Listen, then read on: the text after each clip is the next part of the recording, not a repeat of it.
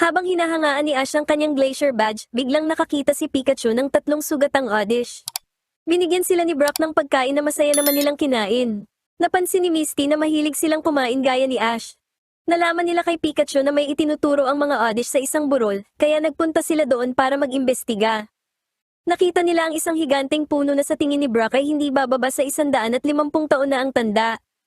Nakakita sila ng mga nag-aaway na mga Blossom at mga Vileplume, at sinubukan itong pigilan ni Pikachu pero tumalsik lang siya. Inilabas ni Ash si Bayleaf na pinaghiwalay ang dalawang grupo gamit ang Vine Whip. Inutusan ni Ash ang mga grupo na humingi ng paumanhin sa isa't isa, pero umalis ang mga Vileplume at Blossom na galit pa rin. Isang lalaki ang dumating at nagpasalamat sa kanila sa pagpapatigil ng away ng mga Pokemon. Napansin ng lalaki na malusog ang mga Oddish, kaya sinabi ni Brock na binigyan niya ang mga ito ng pagkain para bumilis ang paggaling. Ipinakilala ng lalaki ang kanyang sarili bilang si Steven na nagsasaliksik tungkol sa mga grass Pokemon. Inamin ni Steven na hindi pangkaraniwan ang pag-aaway ng mga grass Pokemon na may sapat na espasyo at sikat ng araw. Nagtataka si Brock kung bakit maraming Vileplume at Blossom doon. Ipinaliwanag ni Brock na ang Oddish ay nag-evolve bilang Gloom na maaari namang maging Vileplume gamit ang Leaf Stone, o kaya ay Blossom gamit ang Sunstone. Sinabi ni Steven na iyon ay isang branched evolution, habang nilinaw ni Brock na ang Gloom ay maaaring maging alinman sa dalawang Pokemon na yun gamit ang tamang bato. Inisip ni Misty na marami sigurong mga batong pampa-evolve sa paligid. Sinabi ni Steven na ang evolusyon ay itinatakda ng hangin. Naramdaman ni Steven ang hangin at sinabi na mag-e-evolve ang mga Gloom sa Vileplume dahil ang hangin ay umiihip pa northeast. Nagtaka ang mga bida kung paano niya nalaman iyon. Sinabi ni Steven sa kanila na ang hangin galing sa Hilagang Silangan ang nagiging sanhi ng pagiging Vileplume ng Gloom, habang ang hangin galing sa Hilagang Kanluran naman ang pumipilit sa kanila na maging Blossom. Naniniwala si Steven na ang hangin ay may dalang mga piraso ng mga bato at nag-e-evolve ang Gloom depende sa direksyon ng hangin. Sinabi ni Steven na ang hangin ay may sapat na piraso ng bato para sa ebolusyon. Namangha sina Ash at Misty sa katotohanan iyon, pero sinabi ni Steven na isa itong problema dahil nag-aaway ang mga Vileplume at Blossom pagkatapos ng ebolusyon. Gumamit ng Stun Spore ang mga Vileplume, kaya binigyan ni Steven ang mga bida at ang kanilang mga Pokemon ng mga mask. Gumamit si Bayleaf ng Razor Leaf na sinundan ng Vine Whip para tapusin ang away. Sinabi ni Steven na hindi nagtatagal ang kapayapaan, kaya naman umalis na ang karamihan sa mga Oddish. Sinabi ni Ash na kailangang gumawa ng paraan para matapos ang alitan. Kakain na sana ng sandwich ang Team Rocket, pero biglang nag-away ang mga Blossom at Vileplume at naipit sila sa gitna nito. Dahil sa Stun Spore, naparalisa sina Jessie at James, kaya naghanap si Meowth ng halamang gamot para pagalingin sila, ang Salveoid. Palihim na pumasok si Meowth sa isang kalapit na lab at nahanap ang gamot. Ibinigay ni Meowth ang gamot sa kanila na nagpasaya kina James at Jessie, pero hindi sila natuwa sa ginawa sa kanila ng mga Vileplume at Blossom. Sinabi ni Meowth na dapat nilang hulihin ang mga ito dahil magbibigay ito ng libangan sa boss at magsisilbing pamparelax niya tuwing umaga, kaya bibigyan sila ng promosyon ng boss sa labis na tuwa. Nagustuhan ni na Jessie at James ang ideya. Dinala ni Steven ang mga bida sa malaking puno at ipinaliwanag na ang anino nito ang pinagmumulan ng away. Sinabi ni Steven na gumagalaw ang anino nito sa paglipas ng araw, kaya lumilipat ang mga Vileplume at Blossom sa pwesto ng isa't isa para makakuha ng sapat na sikat ng araw na nagiging sanhi ng away. Umihip ang hangin pa Hilagang Kanluran, kaya nag-evolve ang mga Gloom bilang Blossom, at pagkatapos ay muling inatake ang mga Vileplume. Muling inilabas ni Ash si Bayleaf para patigilin ang away. Nang matapos ang away, may napansin ang mga bida na 3 Vileplume at 3 Blossom na hindi nag-aaway, kaya natuwa si Misty. Pinag-usapan ng Team Rocket ang kanilang susunod na plano habang nagtatalo kung anong robot ang dapat nilang gawin. Bigla silang nadamay sa isa pang away ng mga Vileplume at mga Blossom. Naisip ng mga bida na kailangan nilang ipaintindi sa mga Vileplume at Blossom na walang mapapala sa pag-aaway. Iniulat ni Steven na magkakaroon ng bagyo at magmumula ang hangin sa Hilagang Silangan.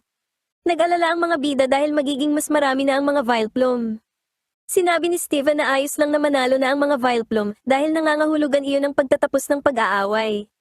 Napansin ni Ash na malungkot si Bayleaf at nakitang nag-aalala ang kanyang grass Pokemon para sa mga Blossom. Dahil sa bagyo, nag-evolve ang mga Gloom bilang Vileplume. Gayunpaman, biglang nagbago ang direksyon ng hangin, kaya nag-evolve naman ngayon ang mga Gloom sa Blossom. Mabilis na nagpalipat-lipat ng direksyon ng hangin na naging sanhi ng pag-evolve ng maraming Gloom bilang Vileplume o Blossom. Napagtanto ng mga bida na isang malaking labanan ang magaganap, kaya lumabas sila kasama si Steven para pakiusapan ang mga Vileplume at Blossom. Natuloy pa rin ang labanan kaya nagsuot na sila ng mga mask para sa stun spore, nang biglang may nahulog na mga bomba. Lumitaw ang Team Rocket at sinabing huhulihin nila ang dalawang grupo. Nagtanong si Misty kung paano nila gagawin iyon.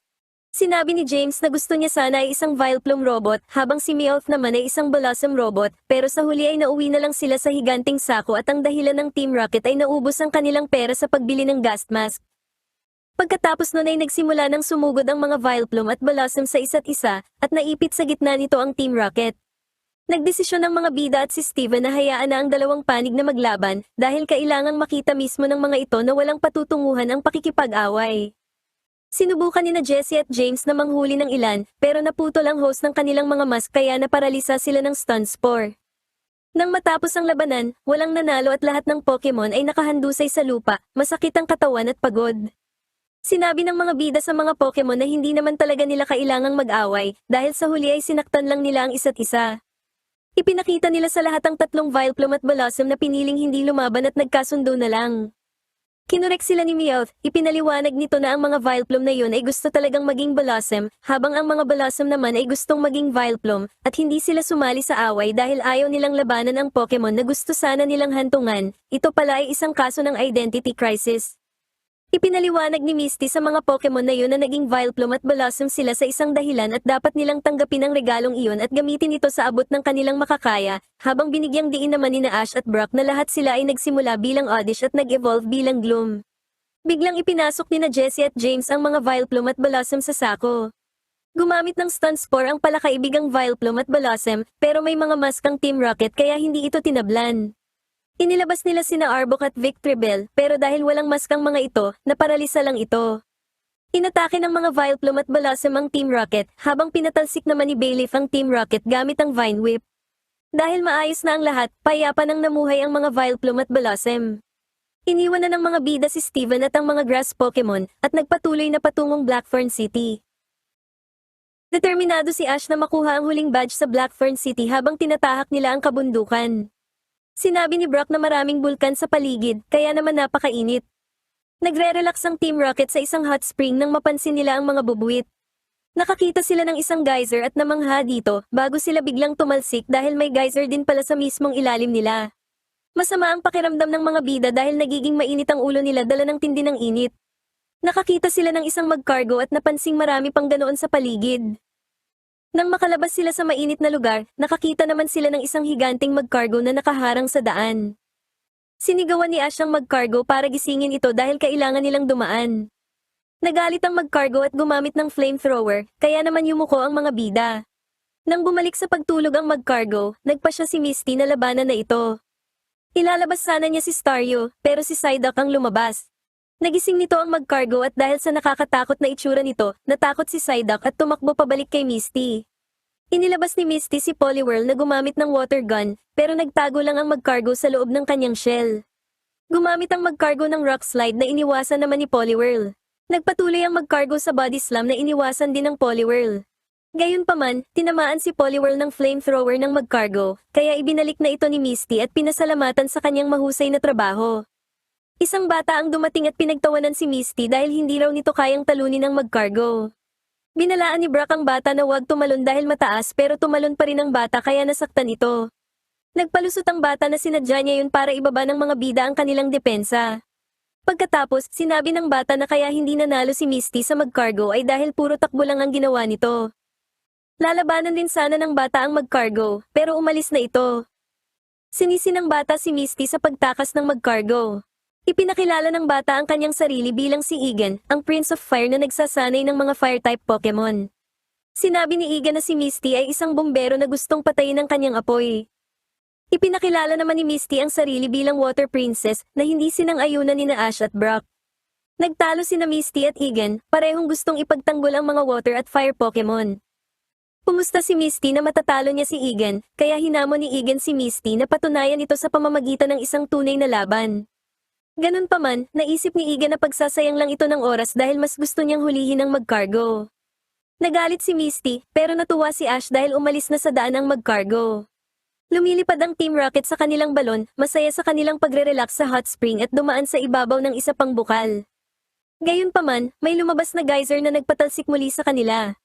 Galit pa rin si Misty kay Iga na biglang lumitaw sa harap nila, kaya naman muli itong tinukso ni Misty. Nang makita ng mga bida ang mag-cargo, agad na inilabas ni Iga ng kanyang Flareon para labanan ito. Nagsimula ang Flareon gamit ang flamethrower, pero nagtago ang mag-cargo sa shell nito. Gumamit ang mag-cargo ng rock slide, kaya nag-quick attack ang Flareon para iwasan ang mga bato, pero tinamaan pa rin ito.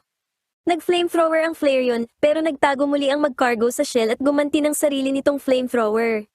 Sumugod ang mag-cargo gamit ang body slam, kaya gumamit ang Flareon ng flaming tackle, pero tumalsik lang ito.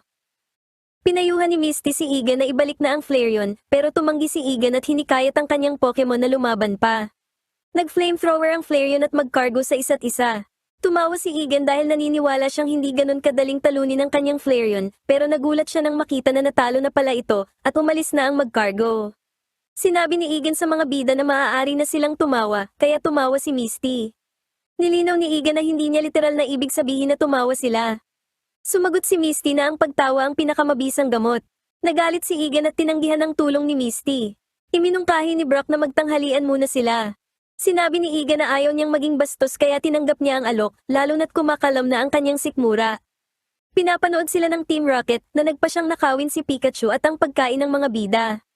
Pero bigla silang binugahan sa puwet ng flamethrower ng isang maliit na mag-cargo kaya napatakbo sila. Habang nagtatanghalian, binigyan ni Misty si Igan ng mainit na tsokolate. Inamin ni Igan na masama ang loob niya sa pagpilit sa Flareon na lumaban ng sagad sa laban nila kanina. Sinabi ni Misty na mukhang masaya naman si Flareon, kaya ipinaliwanag ni Igan na gagawin niya ang lahat para maging masaya ang kanyang mga Pokemon. Ganun pa man, inamin ni Igan na tuwing nakikipaglaban siya ay pakiramdam niya ay nag-aalab siya, at kailangan niyang magpatuloy para hindi siya masunog ng sarili niyang apoy. Inamin ni Misty na ganoon din ang nararamdaman niya, at sumang-ayon naman si Igan dahil mukhang mainitin daw ang ulo ni Misty. Tinanong ni Igan kung bakit gustong-gusto ni Misty ang mga water Pokemon. Ipinaliwanag ni Misty na ang mga ito ay parang tubig, nagbabago at nakapag-a-adjust. Hindi ito naintindihan ni Igan, kaya ipinaliwanag ni Misty na ang tubig, kapag isinalin sa baso ay nakukuha ang hugis nito. Sa laban, ang mga water Pokemon ay binabago ang kanilang mga galaw depende sa sitwasyong kinakaharap nila. Ang sino mang mabilis makapag-adjust sa laban ay mataas ang tsansang manalo. Inasar ni Igan si Misty at sinabing hindi naman niya nakitang ginawa yun ni Misty sa laban nito sa mag-cargo, pero pagkatapos ay sinabi ni Igan na iisipin niya ang payo ni Misty kapag nakalaban niya ulit ang mag-cargo. Nakita ni Ash ang mag-cargo, kaya inilabas ni Igan ang kanyang Flareon. Nagsimula ang mag-cargo sa rock slide, kaya inutusan ni Igan ang Flareon na pag-aralan muna ang posisyon ng mga bato bago ito iwasan gamit ang quick attack. Nag-flamethrower ang Flareon, kaya nagtago ang mag-cargo sa shell nito. Tumalon ang Flareon sa ibabaw nito at binugahan ito ng flamethrower. Nagtago muli ang mag-cargo, kaya tinakal ito ng Flareon para lumabas at tuluyang tinalo gamit ang flamethrower. Ibinato ni Igan ang kanyang Pokeball at nahuli ang mag-cargo. Kaso ninakaw ng Team Rocket ang Pokeball. Inilabas ni Misty si Poliwhirl na pinutol ng water gun ang robot na kamay, kaya nabawi ni Igan ang Pokeball. Inilabas ni Jessie si Arbok at si James naman ay si Victreebel na isinubo muna ang kanyang ulo, habang si Igan naman ay inilabas ang mag-cargo. Gumamit si Arbok ng Poison Sting at Razor Leaf naman ang kay Victreebel, pero kinontra lang ito ng water gun ni Poliwhirl at flamethrower ng mag-cargo. Inulit ng Poliwhirl at mag-cargo ang kanilang mga atake na nagtulak kina Arbok at Victreebel sa kanilang balon, habang ang Thunderbolt ni Pikachu ang nagpatalsik sa kanila. Pagkatapos nun, pinuri ni Igan at Misty ang isa't isa at ang kanilang mga Pokemon. Inamin ni Igan na astig rin pala ang mga water-type Pokemon at ganun din ang sinabi ni Misty sa mga fire-type Pokemon. Nagkamayan sila at sinabi sa isa't isa na sa susunod na pagkikita na lang sila maglaban. Naghiwalay na sila ng landas at nagpatuloy na ang mga bida patungong Blackthorn City.